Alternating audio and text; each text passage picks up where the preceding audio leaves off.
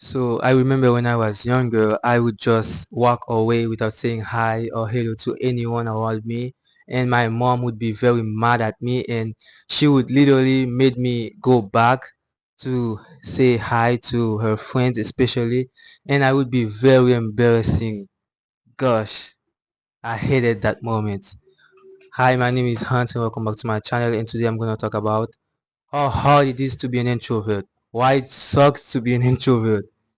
So the first reason is people assume that you being rude, like you don't want to talk to people, or you being like you think you're being superior, and most of the time that you don't that's not really the truth.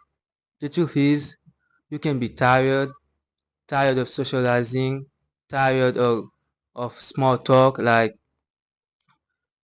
you hate small talk, me too, and like they're talking about things that don't interest you, and you forced to be forced to care what they talk about, and that's very tiring.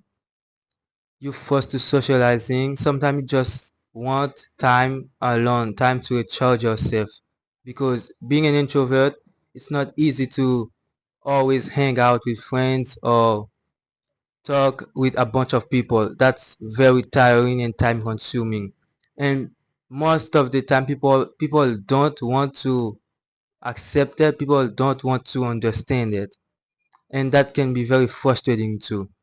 And the second reason is you overthink a lot. Even the tiny things you overthink it. Me too, I was like that. I'm still like that.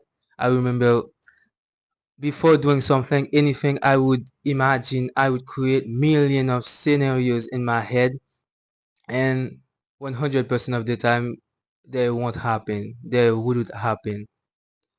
Try it. You can think about a millions of things that could happen. Most of the time, they won't happen. Trust me.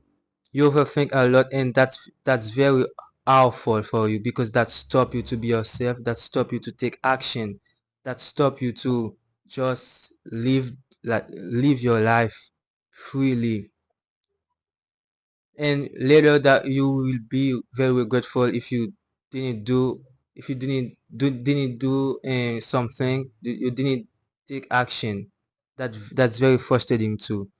And the last one is it's very lonely sometimes. Sometimes you wish you had someone you found, or you find someone who share the same hobbies as you, the same opinions on something, the same interest. And it's really hard. For example, most of teenager in my age don't really care about learning languages or learning about finance, personal growth, and a million of things, a millions of things. They don't really like that. They just most of them just want to hang out with friends and partying and things like that. I'm not saying that's not great. That's good for them. And but it's hard to find someone who shares the same like interest, hobbies like you. So my advice is to try to get to know new people. I know it's very hard. It's very time consuming. It's very tiring, but try it. Try to ask try to ask someone questions about themselves. People love talking about themselves. They would be happy to respond to you, to answer to you. Try to know a person. Like maybe you would be very surprised if they share like love the same things as you, the same interests, the same hobbies. You can find a friend like that. Don't be afraid of making mistakes or being cringe or being awkward.